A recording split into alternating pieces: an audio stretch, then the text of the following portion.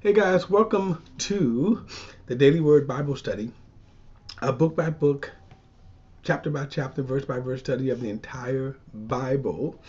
And I might add a plain and simple study of the entire Bible, book by book, chapter by chapter, and verse by verse. Currently, we are in Second Chronicles chapter 17. And Jehoshaphat, now, if you have been following us, we when we went through Kings, we were kind of right at the uh, Ahab saga on the Israel side, and of course Ahab. You have had several kings that have set the standard of wickedness. Jeroboam was one, and then Ahab was another. Manasseh sealed the doom. What is interesting about this story, at the time, you remember, we see that Jehoshaphat, who was the king of Judah, he allied with Ahab, wicked Ahab. So this is where we're going to read this story, is because Jehoshaphat was a good king, but it's like, dude, the poor choice of who he allied with. So, all right, let's get into it.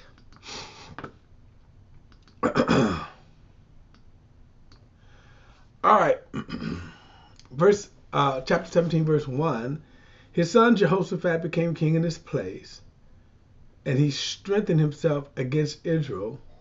He stationed troops in every fortified city of Judah and set garrisons in the land of Judah and in the cities of Ephraim that his father Asa had captured. So you remember Asa was a good king, but his heart turned towards the end of his life. And now we see Jehoshaphat is going to be a good king. And his thing would be just who he allies with. But what is interesting is, remember Israel, when we go back to Abraham, Isaac, and Jacob, should have been one nation. Of course, Solomon's son Rehoboam split the kingdom. So now we have two kingdoms, uh,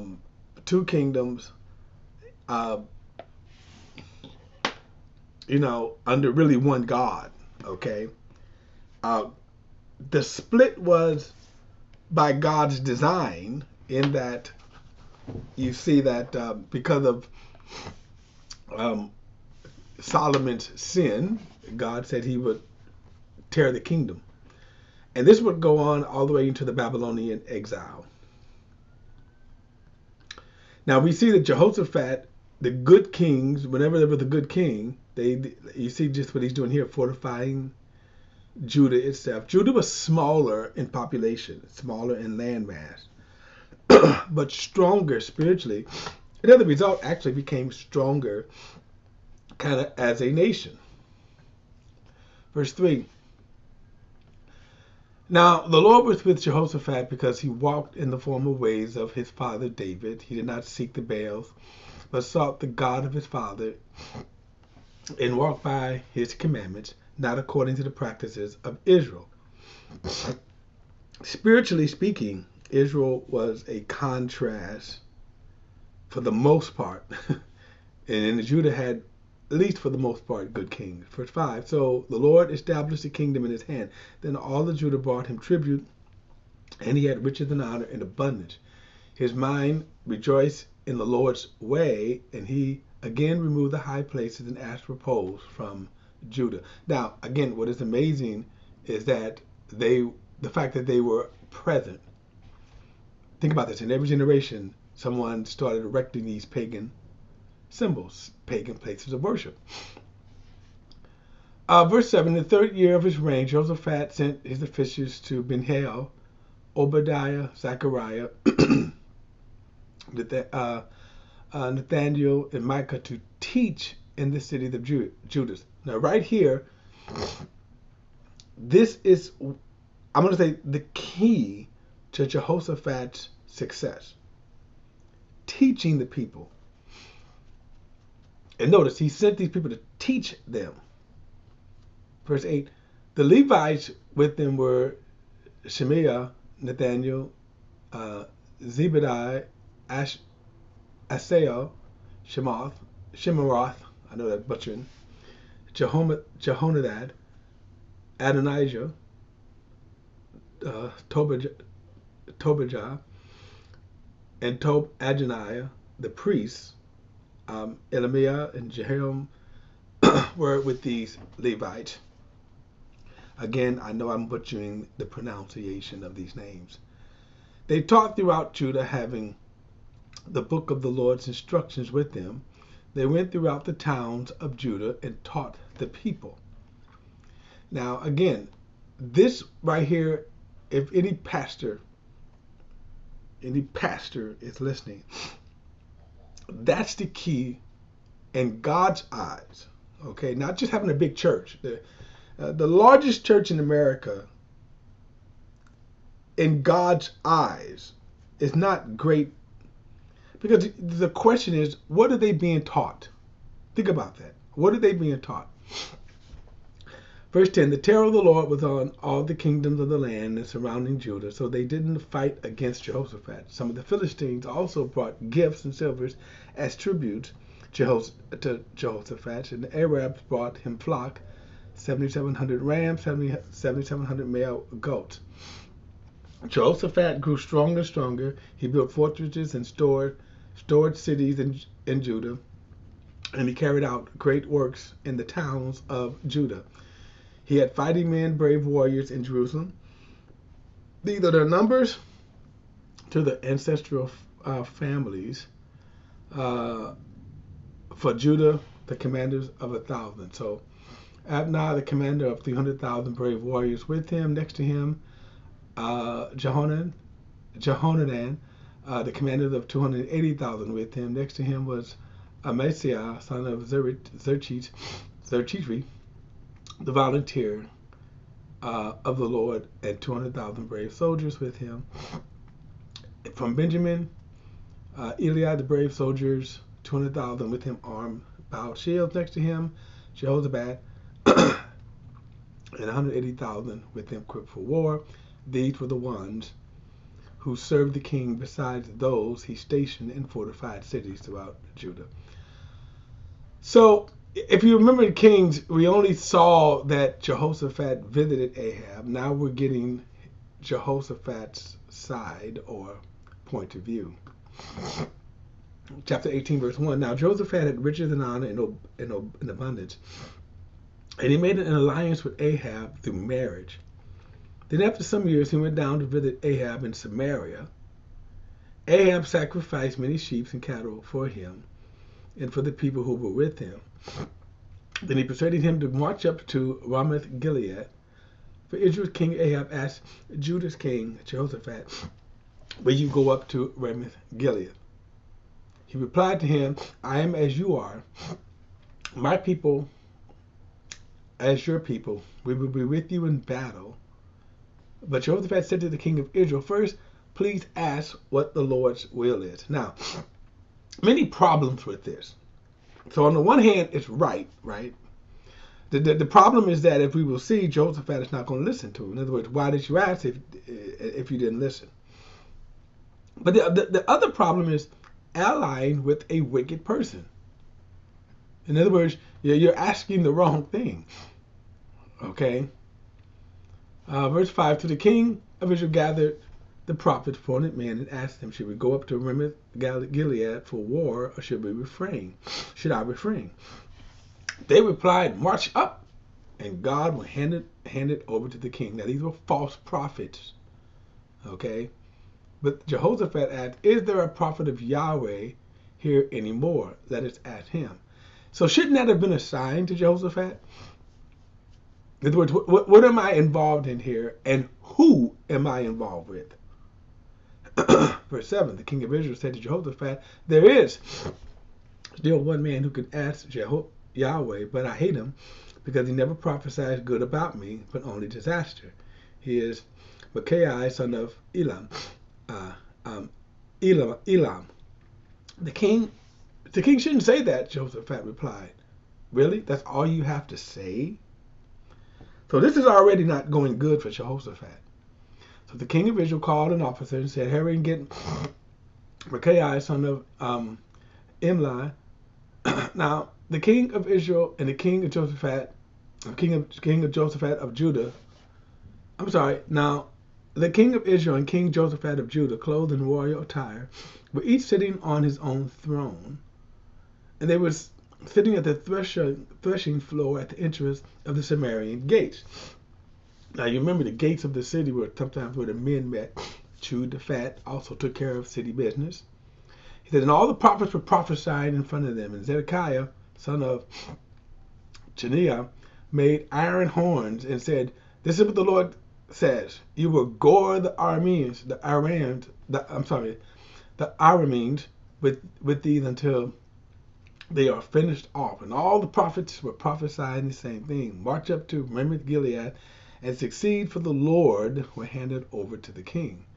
And the messengers who went to Micaiah instructed him, look, the words of the prophets are unanimous and favorably for the king. So let your words be like theirs and speak favorably.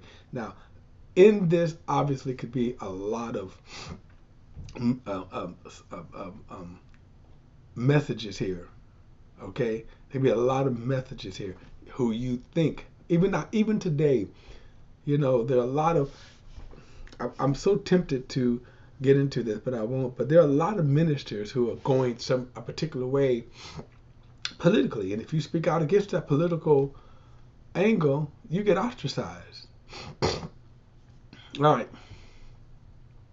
Verse 13. But Micaiah said, as the Lord lives, I will say whatever my God says.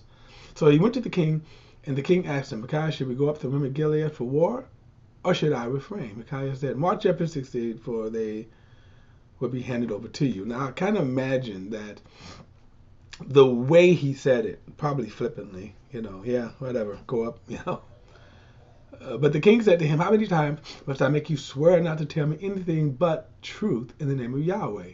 Now, this is kind of amazing that Ahab would kind of demand this of him.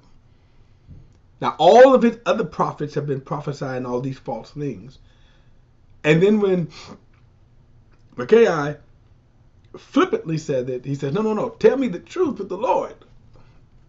So Micaiah said, I saw all the Israel scattered on the hills like sheep without a shepherd. And the Lord said, they have no master, let each return to his home. So the king of Israel said to Jehoshaphat, didn't I tell you he never prophesied good about me, but only disaster? So at this point, you have to ask yourself, why? Why does the true prophet of God, you just acknowledge the true prophet of God, why, if he doesn't prophesy any good about you, should not tell you something? All right, verse 18. Then Micaiah said, therefore hear the word of the Lord. I saw the Lord sitting on his throne, and the whole heavenly host was standing at his right hand and at his left hand. And the Lord said, who will entice Ahab, king of Israel, to march up and fall at Ramoth Gilead? So one was saying this and another was saying that, meaning the host of heaven. So you see this heavenly scene. Now there's a lot sometimes that we assume about the heavenly realm that Scripture never talked about. The matter is we just don't know. We get glimpse. This is a glimpse. This is a kind of a glimpse or revelation. So you see here God is sitting on his throne and you see the heavenly host, but apparently there are also good and bad. Verse 20, then the Spirit came forward and stood before the Lord and said, I will entice him. The Lord asked him how. So he said, I will go and become a lying spirit in the mouth of all his prophets. He said, you will entice him and also prevail. Go and do that. Now, you see, the Lord has put a lying spirit in the mouth of these prophets of yours, and they have pronounced disaster against you. Then Zedekiah, the son of Shaniah, came and hit Micaiah in the face and demanded, which way did the Spirit from the Lord leave me to speak to you? Micaiah replied, "You will soon see it when you go and hide yourself in the inner chamber on that day." And the king of Israel ordered, "Take Micaiah and return him to Ammon, the governor of the city, and to Joash, the king's son, and say, 'This is what the king says: Put this guy in prison and feed him only bread and water until I come back safely.'" But Micaiah said, "If I ever return safely, the Lord has not spoken through me." Then he said, "Listen, all you people." But they didn't. And especially Jehoshaphat. Then the king of Israel and Judah, the king of Israel and Judah's king, Jehoshaphat, went up to Ramoth Gilead. Now stop. Again, Jehoshaphat, what are you doing there? You asked for a prophet of the Lord. They gave you a prophet of the Lord. What are you doing there? Verse 29, but the king of Israel said to Jehoshaphat, "I will disguise myself and go into battle, but you wear the royal attire." So the king of Israel disguised himself, and they went into battle. Now, if it had not been for God's mercy, Jehoshaphat so far is becoming one of the most stupidest person you ever could see. Ahab is playing him.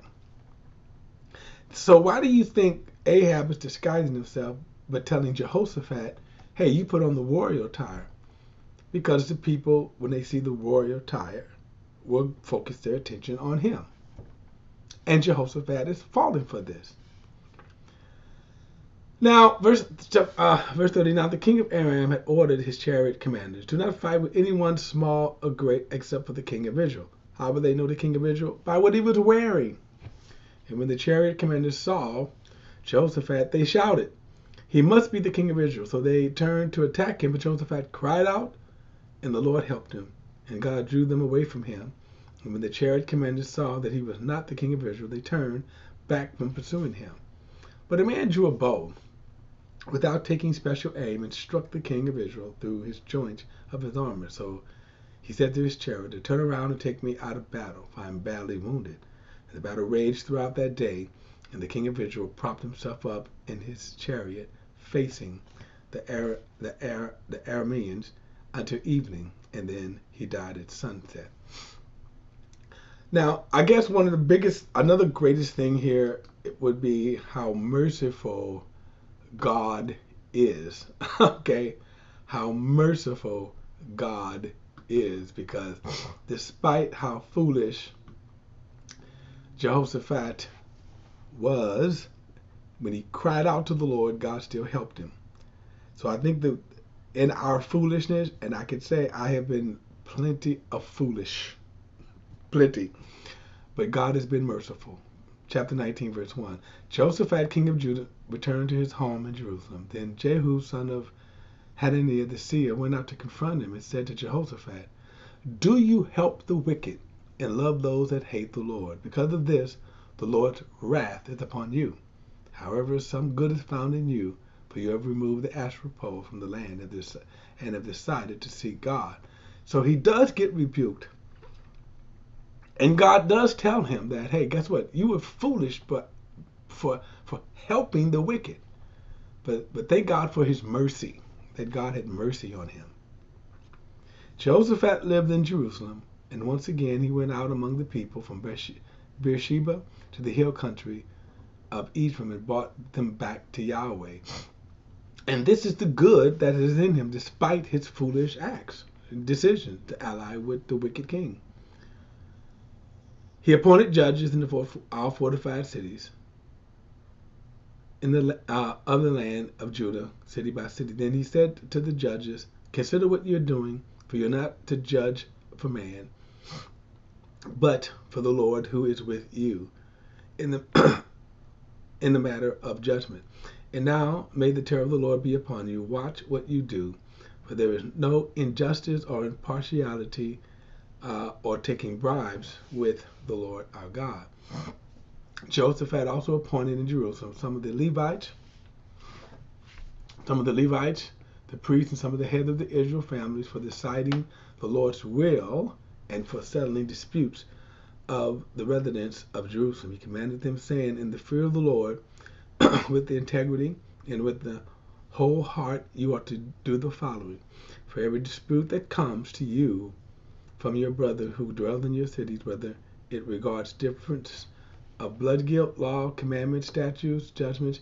You are to warn them so that they will not incur guilt before the Lord, and wrath will not come upon you or your brothers. Do this, and you will not incur guilt. This says, note that Amariah, the chief priest, is over you in all the matters related to the Lord, and Ziba, the son of Ishmael, and the ruler of the the ruler of the house of Judah, and all the matters related to the king, and the Levites are officers in your presence. Be strong. May the Lord be with you. Be with those who do what is good. All right. Again, this is one of the to me what shows about this here is that one of the greatest testimonies of any leader, a true, you can say Christian or pastor. Notice he says, teach the people. Teach the people. Don't forget to like and share this video and subscribe to BP, the Bible Perspective. As always, if you have a thought to comment, add it to the comment section. All comments are welcome. Don't forget to hit that subscribe button. I'll see you in the next study.